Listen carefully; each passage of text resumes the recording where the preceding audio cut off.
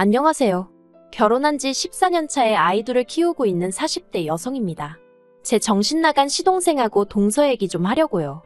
막말로 그 두 XX 때문에 열받아서 이렇게 글까지 쓰게 되다니 지금도 치가 떨리네요. 지금 돌이켜 생각해보면 뭐가 그렇게 좋았는지 남편하고 결혼할 때 이것저것 재보지를 못했어요. 굳이 변명을 하자면 제가 워낙에 어려서부터 어렵게 살다 보니 탈출구를 찾고 있었던 것도 같고요. 그러나 중에 6살 많은 남자가 내가 너무 좋다지 돈도 많이 번다고 하지. 그러니까 마음이 기울었나 싶기도 하네요. 그리고 실제로 결혼하고 몇 년은 정말 행복했습니다. 남편이 따박따박 가져다주는 월급으로 살림 꾸리고 애들 키우는 재미가 있었어요. 그렇지만 그런 행복을 온전히 누리지는 못했는데 그때는 그게 우울증이란 생각은 못했지만 아무튼 이 행복이 언젠가 깨어지지 않을까 하는 막연한 불안감이 있었거든요. 그리고 아니나 다를까 첫째가 초등학교에 들어가던 시기에 남편이 직장에서 잘렸습니다. 원래 성격이 저한테 미주알 고주알 말하는 사람이 아니라서 저도 어쩌다 잘렸는지는 지금도 몰라요. 하지만 회사가 어떻게 자기한테 그럴 수 있냐며 분통을 터뜨리는 모습을 보곤 뭔가 억울한 일이라도 있었나 하고 저 혼자 추측만 할 뿐이었죠. 그리고 다행히 제가 그래도 모아둔 돈이 얼마간 있었어서 남편에게 빨리 새로운 직장을 구하라고 채근하는 대신 이제껏 당신 열심히 살았으니 조금 긴 휴가를 받았다 생각하고 휴식을 좀 취하라고 했습니다. 그땐 그게 현명하고 배려심 있는 아내의 모습이라고 생각했으니까요. 그런데 지금 생각해보면 괜한 소리를 했던 것 같아요. 직장에서 그렇게 나와서 사람이 바뀐 건지 원래 그런 사람이었는지는 모르겠지만 어떤 일이라도 시작을 해야 돈을 벌어오고 할 텐데 세워라 내워라 하고 술만 퍼마시고 도통 뭐라도 해보려는 생각이 없는 사람처럼 시간을 보냈거든요. 결국 저는 남편에게 언제까지 그러고 살 거냐고 재산이라고 해봤자 얼마 되지도 않는 돈도 이제 거의 다 바닥났다고 정신 좀 차리라고 했어요. 그랬더니 남편이 저더러 너도 나가서 돈 벌어보랍니다. 남한테 아쉬운 소리 들어가며 돈 버는 게 어디 쉬운 일인 줄 아냐면서요. 황당하고 어이없었죠. 결혼 전에는 저도 남편만큼 큰 회사는 아니었어도 직장에 다니는 평범한 회사원이었거든요. 그런데 자기가 먼저 자기는 아내한테 내조받고 싶다면서 회사 관두라고 자기 혼자 벌어서도 먹고 사는 건 지장 없게 하겠다며 호언장담을 할 땐 언제고. 이래서 여자도 능력이 있어야 된다고 하는구나. 정말 별의별 생각이 머릿속을 스치대요. 그래서 남편더러 알겠다고 나도 나가서 돈 벌 테니까 당신도 내일부터 당장 일자리 알아보라고 했어요. 그런데 제가 말은 호기롭게 했는데 생각해보니 애들을 맡길 곳이 마땅치도 않고 일을 어쩌나 싶었습니다. 그래서 일단 어머님께 연락을 드렸어요. 평소에 저희 애들을 예뻐하시기도 했고 제가 평소에 어머님께 잘해드렸거든요. 그러니 이번만큼은 어머님이 저희 사정을 좀 봐주지 않으실까 하는 기대가 있었죠. 그런데 어머님은 하루 종일도 아니고 아이들 학교만 어머님 집으로 시키면 안 되겠냐는 제 부탁을 아주 단칼에 거절하셨습니다. 네 애는 네가 키우라면서요. 틀린 말씀은 아니었지만 너무 야속하더라고요. 참고로 친정부모님께서는 저희 집에서 4시간 이상 걸리는 곳에서 살고 계셨습니다. 그러니 한마디로 물어보나마나 한 상황이었죠. 그래서 결국 저는 집에서 하는 일을 알아보다가 온라인으로 장사를 시작했습니다. 제가 뭐 딱히 손재주가 있는 것도 아니고 해서 중국에서 이것저것 사다 팔았는데 그게 생각보다 일이 어렵지 않고 이윤도 괜찮게 남더라고요. 그래서 첫 달에는 100만 원밖에 못 벌었지만 이후로 조금씩 늘어서 1년이 지났을 땐 그래도 달에 3,400은 벌기 시작했습니다. 그러자 처음엔 기껏 취직하겠다고 큰소리 치더니 겨우 하는 게 1,000원, 2,000원짜리 파는 거냐며 무시하던 남편도 언젠가부턴 이달엔 얼마나 팔았냐며 관심을 보이대요. 참고로 남편은 이후로 예전 회사에서 같이 일하던 직원이 차린 회사에 나가고 있었어요. 일하는 시간은 저보다 길면서 돈은 저보다 덜 벌었고요. 아무튼 그렇게 장사를 해오던 어느 날 청천벽력 같은 소식이 들려왔습니다. 그날도 평소랑 다를 것 없는 날이었는데 어머님한테 전화가 왔어요. 그리고 어머님은 다급한 목소리로 아버님이 지금 119에 실려가셨다며 저더러 당장 병원으로 오라시대요. 놀라서 하던 일도 멈추고 병원으로 쫓아가니 뇌경색으로 쓰러지신 아버님이 자리에 누워 계셨어요. 이후로 아버님은 중환자실로 들어가셨고 결국 요양병원으로 가시긴 하셨지만 그 과정에서 모든 병간호는 제 몫이었습니다. 남편은 회사 일을 핑계로 어머님은 나이를 핑계로 병간호는 못한다지. 그렇다고 24시간 내내 간병인을 쓸만한 형편도 아니었지. 그러니 자연스레 그 화살이 저한테 향하더라고요. 사실 남편에게는 겨우 2살 차이 나는 시동생도 있었는데 시동생과 동서 중 누구의 뜻이었는지 아니면 부부가 한마음이었던 건지는 몰라도 처음부터 병간호는 못한다며 대신 차라리 돈으로 때우겠다고 하대요. 그래서 제가 돈은 나도 있다고 했지만 뭐 무조건 못한다고 배째라고 나오니 한마디로 제가 어떻게 할 방법이 없었죠. 하지만 제가 병간호를 떠맡은 건 단지 이런 이유만 있었던 것은 아닙니다. 저는 그저 제 애들 보기 부끄럽지 않게 제 할도리는 하겠다는 마음으로 아버님 병간호를 한 거예요. 병간호하느라 피곤한 것과 모른 채 하고 찜찜한 것 중에 고르라 하면 몸은 피곤할지언정 마음이 떳떳한 게 낫다고 생각하기도 했고요. 하지만 아버님은 결국 3년 만에 돌아가셨습니다. 그리고 그때까지 시동생은 1원 한 푼 내놓지를 않았어요. 자기들도 애 키우고 어쩌고 하느라 돈 들어갈 데가 많아서 도통 여유가 없다면서요. 그리고 하늘도 무심하시지. 아버님께서 돌아가시고 얼마 지나지 않아 어머님이 대장암 3기라는 진단을 받으셨습니다. 그리고 이때부턴 정말 하루에도 몇 번씩 눈물만 났어요. 왜냐하면 남편이고 어머님이고 당연히 제가 어머님 병간호를 해드릴 거라 생각하는 눈치였거든요. 남편은 심지어 저더러 자기 어머니를 살려달라며 눈물을 보이는데 어이가 없어서 환장하겠더라니까요. 정말이지. 이게 내 팔자가 사나워서 이런 건가? 아니면 이 집구석에 뭐가 있기라도 한가? 솔직히 돌아가신 아버님을 탓할 일도 아니고 어머님이 원해서 암에 걸리신 것도 아닌데 정말 두 분 다 원망스럽고 남편도 꼴보기 싫고 애들한테도 미안하고 아무리 생각해도 나는 잘못한 게 없는데 왜 내가 이렇게 고생을 해야 하나 싶은 게 정말 어디 아무도 없는 데 가서 꺼이꺼이 울고 싶은 심정이었어요.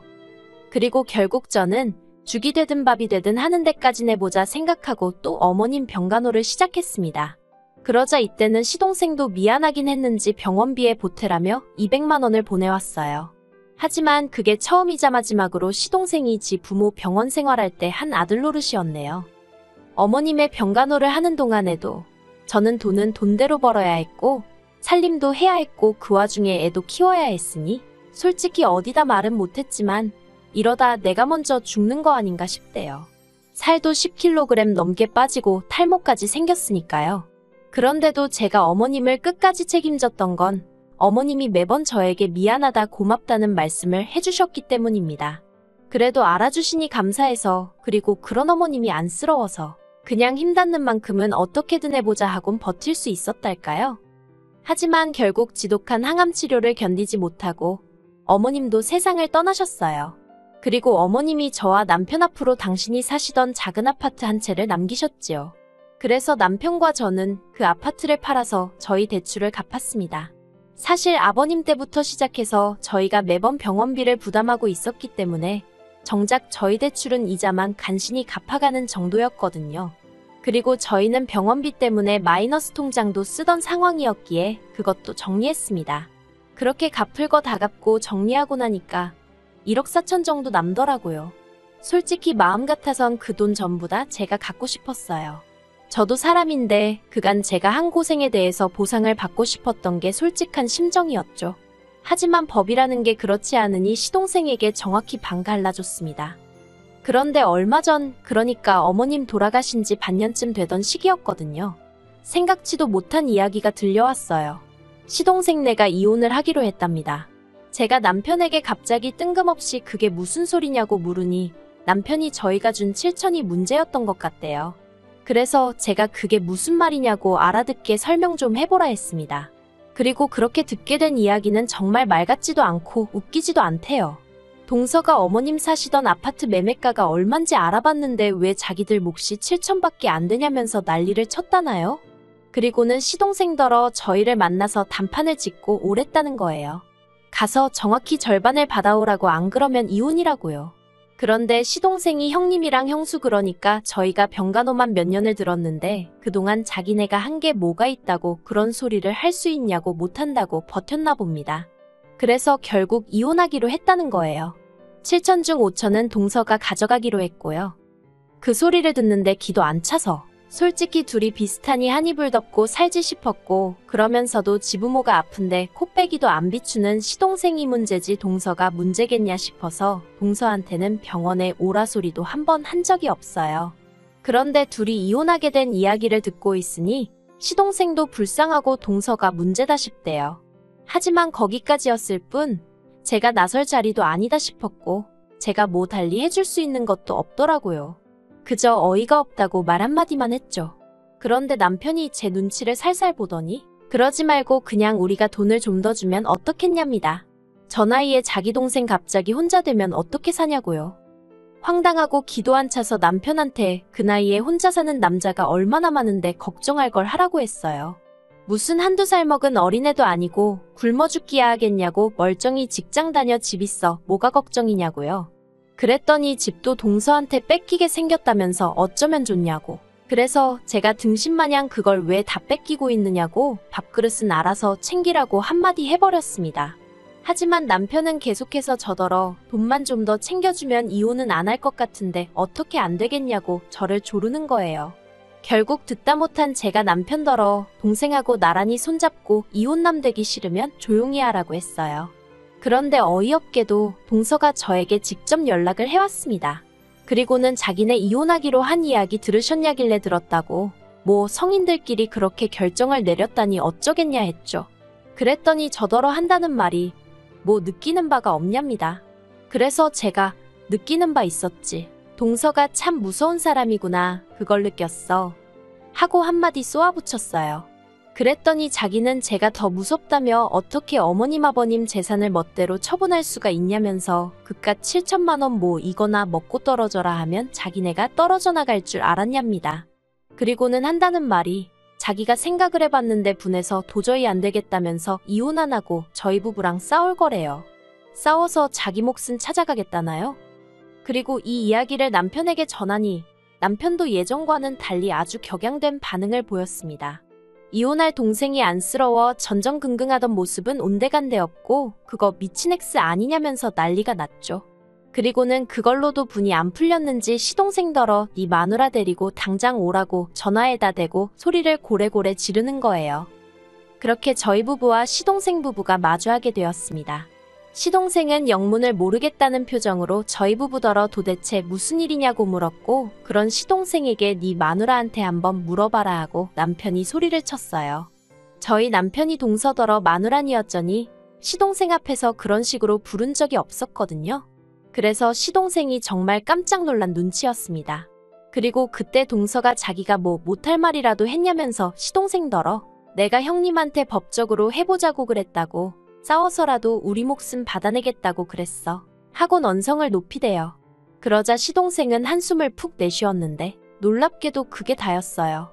솔직히 저는 시동생이 자기 마누라한테 뭐라고 말 한마디라도 할 줄 알았습니다. 네가 뭔데 나서냐? 가만히 있어라 뭐 그런 말이요. 그런데 시동생은 화를 내기는커녕 저희 남편더러 그래서 지금 자기더러 어쩌라는 거냐고 무슨 애도로 이런 자리를 만든 거냐고 짜증을 내기까지 했죠. 역시 서로 비슷하니 한 이불 덮고 살지 않은 제 생각이 맞다 싶었습니다.